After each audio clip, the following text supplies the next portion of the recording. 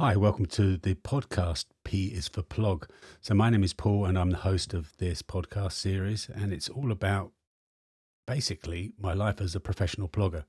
What is a plogger? Well, a plogger is someone who picks up trash while running. I've been doing it for 13 years, but since October, I've become professional. Yes, this is my day job, picking up trash. And without further ado, let's just get on with the soundtrack, and then I'll kick into today's episode, which is P is for Penguin. Plog it and tag it and post it and bin it. Plog it and tag it and post it and bin it. Plog it and tag it and post it and bin it. Plog it, plog it, plog it, plog it. Okay, so if you haven't listened to one of my podcasts before, then I suggest that you just go through and look at perhaps the first 3 episodes. Just choose one of those and they give a background. We're really delving into just my daily life as a professional plogger now, so it's going to be a little bit of a different format than normal, but I'm hoping that you're going to enjoy it.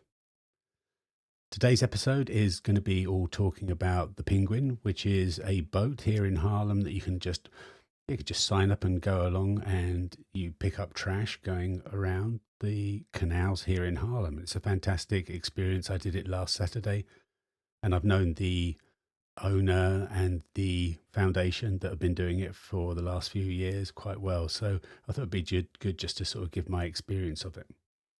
But I said we're going to just do something a little bit different. So I just want to talk about some of the interesting things that have happened this week.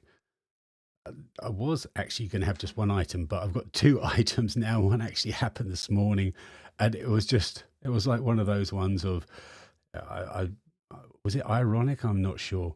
Alanis Morissette, you ruined that word for me, so I'm not sure if I'm using it correctly, but let me know. So what happened? Well, yesterday I fell over. I nearly made it through the month of October without actually sort of falling flat on my face while plogging. I've been doing it quite a lot recently, and I was thinking, is that old age? But no, it's actually just the streets here in Haarlem, and that's actually true of a lot of the Netherlands. So what they tend to do here when you're sort of close to the water, sort of the coastline here in the Netherlands is, I'm not sure if it's the same true as inland, but to create a pavement or even a lot of roads, all they do is just level out the sand that it's on, the better sand that the road is going to be put on, and then once it's leveled out and patted down, then they just put a brick on top of it. That's it. There's no concrete or asphalt or anything like that for a lot of the roads. And the same's true with the pavements. What you can see is when you see those slabs of pavements that you see on the pathways, it's actually just a pavement slab that's just lying there. And so what can happen is when the trees, etc., grow, or anything that happens with the ground, they can become a bit sort of uneven. And so that's why I fall over, is if I get a little bit tired from running and I just don't pick up my feet, then it only has to have the paving stone to be slightly raised and I trip over it. And that's what happened yesterday. I was like, before I knew it, I'd sort of, my toe had bashed against a raised pavement stone slab, and I started falling over. I nearly caught it. I was so close to doing one of those dramatic saves where you don't quite fall. It was almost so close, but no, I did fall, and I've got another wound on my knee. As always, I've got a bloody knee. It's going to take a few weeks for it to go away, but that's okay. I didn't actually hurt anything, or I did break my glasses that were in my bag. So yeah, but that was other than that, and my ego, that was all that was bruised. But what was interesting is I didn't think any more of it, but then this morning I was running along the same pavement, and I actually spotted it. I went, wow, that's actually really quite raised up. And if you're watching the video bit of this, then you can sort of see that actually happen. It was quite raised up, and I thought, well, that's a bit bizarre. Just did an Instagram post about it and just wanted to explain that it's just literally a slab on ground. And so I lifted that pavement stone up, and what shocked me was underneath it, the reason why it was wobbly is because underneath it there was a piece of trash. It was like one of those glow sticks that you can just sort of break, and it just glows for a bit. So that was actually underneath the pavement stone. So it had somehow gotten underneath that when they were laying or yeah, so there must have been a gap formed or something, and it got underneath and worked its way, and to a point where it acted a bit like a seesaw. How ironic, come on, Alanis, am I using it rightly? How ironic is that I actually fall over while picking up trash because there's a piece of trash under the pavement slab? It was just, damn it. So I wonder, so now every time I fall over a pavement slab, I'm just going to be looking to see the reason why it's actually become a little bit wobbly or raised. Is it always trash? That's the question now. So that happened this morning. I thought that was just so bizarre. The fact that, yeah, this guy picking up trash just falls over something that's caused by trash. But the real story I wanted to talk about was yesterday. Here in the Netherlands, there's recently been a lot of criticism and negative press about the deposit system. Now, my account on Way of Life on Instagram or wherever it is always about a positive message. So I don't really want to go against that. I think there are a lot of valid points there, and I'm not saying that the deposit system is entirely positive. There are negative elements to it. I'd love it not to be needed, but unfortunately we do need it. So let's talk about a positive message about the deposit system, and that really came to light and shocked me yesterday. So yesterday I did a very long run into Amsterdam. So I went to visit a company, a young startup company called Statiegeld Buck. And what they do is they create these fantastically designed, almost, it looks a bit like a letterbox or a pill or something along those lines. And what it is you can just put your can or your bottle that's got a deposit on it, you can just sort of put it in there, and there's a tray that you can just open up and take them out. The idea being is if you don't want to take your can or your bottle and carry it all the way to home or to a supermarket where you can get the deposit back on it, you can donate it. And then what can happen then is people can come along who are looking for cans for a bit of income, such as there's a lot of homeless people here at the moment in Haarlem that I often see with grab sticks and sort of hunting for cans. If I've got some in my bag, I'll give them to them. Or if not, then what I do is I'll actually just put it into one of these bins that are specially designed for it, so that they can just easily get the can and take it to the supermarket for the 15 cents that's on it. So I went to visit them in Amsterdam, and I thought, well, I might as well run there. I might as well run to Amsterdam. It was around 22 kilometers. I ended up doing 30 kilometers for the day. But what is interesting about that route is that's the route that I've done for when I first moved here for 10 years. I used to cycle every day, run it once a week as well. And more interestingly, I've been running it once a year or a couple of times a year for Canuary. Now, I'm going to be talking more about this another time, so I'll just skip over what Canuary is if you don't know. So Canuary is when I just focus on picking up cans during the month of January. So instead of January, it's Canuary. Okay, I make these lovely dad jokes. It actually started off as Energy Canuary, and it moved on to regular cans. And what I do is for that entire month, I only pick up one type of trash. I only pick up cans, and I count them. I want to see how many there are. And this all came from years ago when I first started doing it, because I was shocked by the number of energy drinks. So it started off as Energy Canuary, and then it became all types of drinks. And I now do three counts. One is energy drinks, one is soft drinks, and one is alcoholic drinks. And then I just sort of compare the numbers. I'll talk about it further later in another time. But this was before the deposit system came in. So this is just 1 month, just me on my daily runs running around Haarlem. And what I saw before the deposit system was the year before the deposit system came in, it just shocked me. In 1 month, I picked up nearly 8,000 cans. 8,000 cans in 1 month, just me running around here in Haarlem. Now, I don't like to use statistics. I think they can become overwhelming. But if they apply to something I'm doing, then I do use them. And what I can tell you about that 8,000 number is if you put those cans in a line, in a row, from end to end, it would be 1 kilometer long. That is shocking. It is truly shocking how many cans I was finding. But people and people think that Haarlem is a clean city, and it is. If you look at it, if you just sort of go around, you won't really notice it. And the thing with that 8,000 cans that people don't realize is it's spread out across a large area. So if you actually worked out the distance between cans, it was every 50 meters. So if you walked down a street and you saw a can every 50 meters, it wouldn't really register as being, oh, this street there, this town is so full of trash. But put them in a big pile and you would think that. You'd go, wow, that is just a ridiculous amount of trash.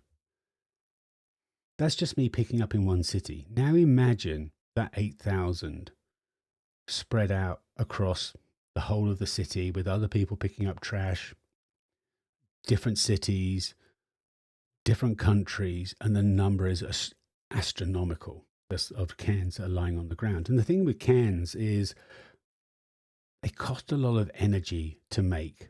When you have to make a brand new can, it costs so much energy and resources to make one. But recycling it is something ridiculous. It's only like 5% of the resources needed to recycle a can to make it into another can. And the beauty of cans is you can do that. It's not like plastic bottles where you can't make a plastic bottle from a plastic bottle, but you can make a can from a can. You get what I mean? So 8,000 cans in 1 month, and it just shocked me. And then the deposit system came in. When the deposit system came in, I was really curious to see what the impact was. And I actually got the same results of some of the other people in the Netherlands that are sort of taking data like this. What I found on the year after, or the January after the deposit system had came in, so it was about 6 months afterwards, and I found instead of 8,000 cans, I got less than 2,000 cans. So it went from 8,000 down to 2,000. Yeah, that's around sort of 25%. I think it was around 23% when I actually got the exact figures.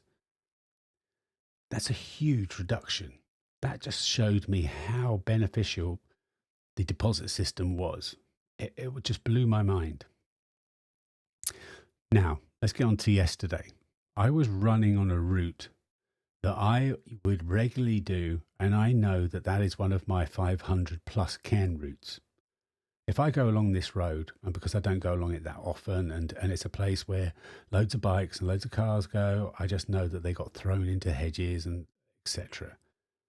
I knew if I ran along that road for, let's say, the 20 kilometers, then I'd get at least 500 cans. And actually, sometimes it was closer to 1,000 or even over 1,000. Yesterday, I did that route and I got 11. I went from something that I knew I'd get over 500 to 11. Now, it gets even crazier than that. Of those 11, only 5 were actually from this country. There were only 5 that actually had the deposit system on them. The other ones were from a different country. I think there was a German one in there, etc. So some of those weren't even part of the system. That just shows you the impact. Now, why is that? I'm not going to sort of speculate. You know, it could be that people pick it up, people don't drop it because it's got money on it. Whatever the reason is, I'm delighted to run along that road, and instead of 500, I get 11. That just showed me how impactful the deposit system is. It's not perfect. It's not the only solution we need. And I know there's a lot of press going around about how the bins are being broken into. But I think that comes down to education. So all the bins that get broken in Amsterdam is people looking for money. People are putting cans in bins. They're putting money in bins. If people didn't put that in the bin, it wouldn't be broken open. If people knew that there was no money in them, they wouldn't rampage and and try and dig out all the cans. And that's one of the good things about this Statiegeld that I went to visit yesterday. If that was next to a bin and people used it correctly, then people wouldn't need to break open a bin because it's right next to it where those little nuggets of money are to be found. It's not the perfect system, but it really shocked me. It amazed me. And the other thing was I found loads more bottles than cans. I actually found close to 50 bottles, plastic bottles. Now, again, and most, I think probably around half of them didn't actually have the deposit system on them. But whatever reason, I've never had a situation where I get more bottles than cans. It's not because the bottles are increasing in numbers. It's just because the cans are reducing so much. And that is a huge reduction in the footprint that we've got on the streets. You still see all the other trash. So it was not like those streets were clean. I had all of the other trash that you normally get as well, but the cans weren't there. That just blew my mind. Fantastic. That was so awesome to see that. So those are the two things that sort of really excited me. I'll talk more about exactly how much I did last week, but I want to talk about the main thing now, which is the penguin. So it's P is for penguin. So what's all this about? Well, the Penguin is a boat here in Haarlem. It's a non-profit organisation that is run by Sander and a few other people, good friends of mine, and I think that what they do is amazing. So they have this boat, and you can just go on to their website, penguin.org, and I put a link in the comment or in the description as well, so you can see it straight away. And what they do is when you come to Haarlem on a Saturday, every Saturday at 11 o'clock, you can go and sign up for free. So you can give a donation and they really appreciate it because it's donation based. But the idea is you can just sign up, go on a boat, and it can hold about sort of 8 or 9 people. And you'll see, for the ones that are looking at the video, you'll see images of how it went for me last Saturday. So you can just sign up for free, and then you have like an hour and a half, 2 hours of going around on the water in this boat with a fishing net, just digging out plastic trash. And it was such a wonderful experience. I've often done cleanups with Sander and the crew on the Penguin, and also with the paddleboard that we have here. So there's a paddleboard crew called Submission 023, and what they did was every month they would do a cleanup, and then they'd have the boat there as well, the Penguin. And what I would do is I would go plogging. The idea being is I would be picking up trash to prevent it going in the water, and the paddleboarders and the Penguin, the boat, would stop it getting into the sea, the stuff that did get in the water. And I've been doing it with them for a few years now. I think since the pandemic, really, I've been doing it with them. And I've never been on the boat. I did actually go on the boat recently, but then I signed up properly with a friend of mine called Alex. He said, "Come on, you've got to do it. We've got to do it one time." So I signed up and we went on the boat last weekend. It looked so much fun. And boy, was it fun. The difference, what is staggering is the different perspective you get. So I'm there on sort of going along on the side of the water, and I'm picking up loads of trash and really stopping it in the water. But seeing that trash at the level of the water's level itself put a completely new perspective on it. I don't know. I can't really form the words about how sort of that difference was, but you would sort of see this very flat line of the water. It was a very still day, and it was a beautiful sunny day as well. But you'd see this sort of calm water, and then on top of it, you would see a can floating, or you'd see a plastic bag floating, or a bottle, or a piece of styrofoam. and then you trace it down. And Sonder was really good. It wasn't a case of you just going along, oh, missed it, go on to the next piece. No, he would actually circle back and get it, and that became an adventure in its own right. Just sort of turning around and just sort of, oh, I saw a piece, or oh, we've seen a piece, oh, missed it, damn it, can we go back and get it? And he would just turn the boat around and we'd go back and get it. It just put it was a very relaxing, enjoyable time. I mean, I loved plogging, but this was a completely different experience. It was more chilled, I think, and just sort of peaceful. And it was like going on just a boating adventure. It was fantastic. And he is so knowledgeable. Really, if you think about this, you can do this for free.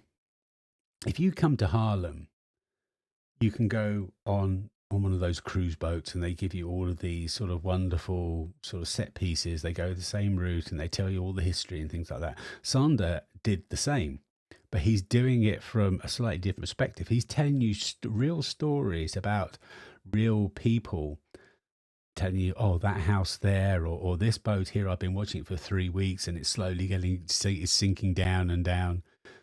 He would go along, and another boat would pass by. He knew the person that was on that boat, and he'd have a chat with them. It was almost like you were having someone share their joy of this neighborhood and share their joy of the beauty of Haarlem.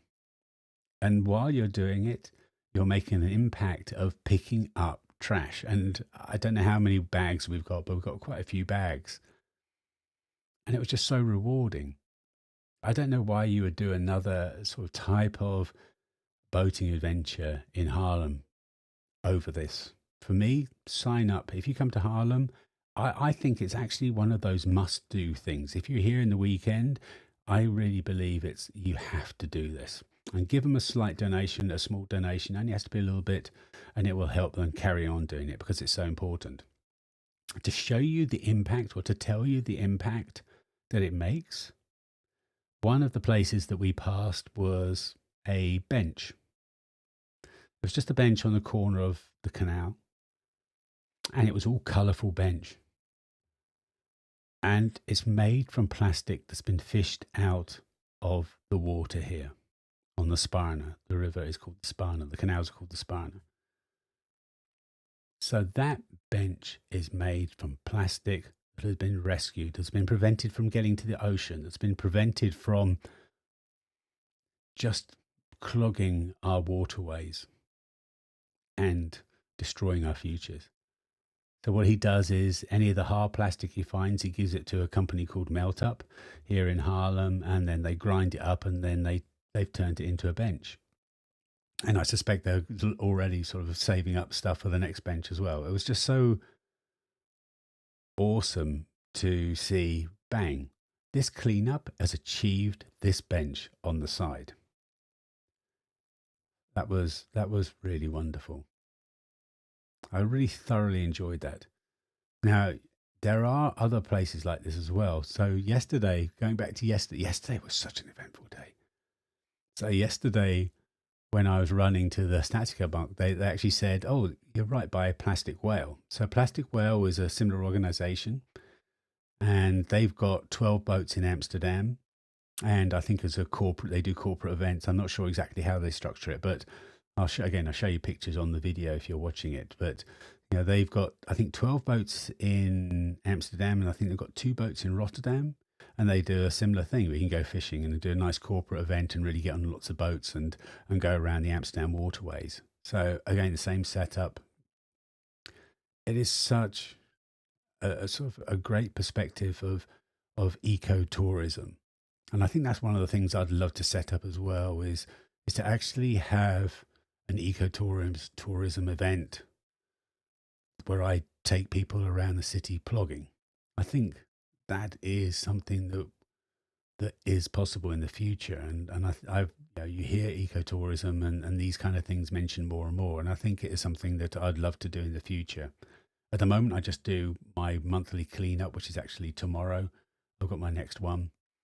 So if you go to my website and then have a look for PlogX, then you'll be able to see all the details about that. So that's just a cleanup I do, 5 kilometer in 1 hour, just chilled running around town. But I really want to sort of just turn that into a little bit more of a sightseeing trip as well, and just turn it into something a little bit more different. So thank you, Sonda, for a wonderful morning on the water. It felt really impactful to do that. Oh, sorry. Oh, that was disgusting. Can I edit that out? No, I'm not going to edit out because I've now just talked about it. Oh, that was. Oh, damn it. Let me do that again because that was not a good way to thank someone, is it? So, Sonda, thank you so much for a wonderful morning on the water.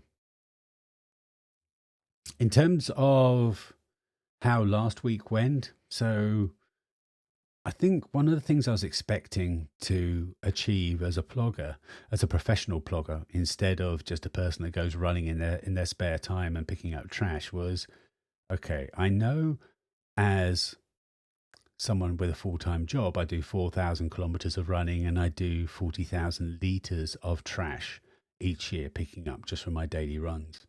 I think if I went professional, my expectation, and I think perhaps a lot of people's expectation is, well, you've got all the time in the world, you can run more. Now, there's obviously a sort of a ceiling in terms of my age and things, but that's definitely something that I also felt that I would be doing and really was excited about when to actually do this as a full-time job.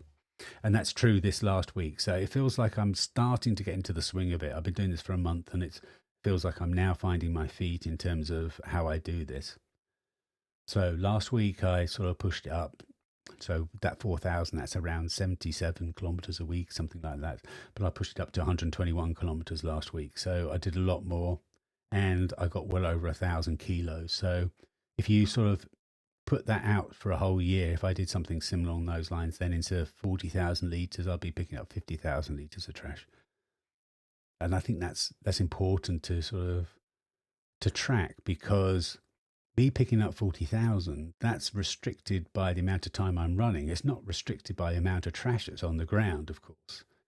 So if I just run around a lot more, I'm expecting to find a lot more trash, and 1,000 liters in 1 week, I think, reflects that. So that was good to see. And this week already, I'm sort of well on track to sort of getting some good stats, but I'll tell you about that next week. I think that's about wraps it up for me this week. I hope you like the style a little bit more. And I think that's really where I want to go to, telling you stories, or telling stories that are more focused on the experiences I've had and what they mean to me, whether it's falling over a pavement slab and then finding it's because there's a piece of trash under it, or having this incredible moment on the water with the penguin, or going and running a route and suddenly discovering that, hang on, there's hardly any cans now. Perhaps we need to have the Statsy code. Perhaps we need to have the deposit system on other things. Cigarette packets. Is that possible? Could you do that?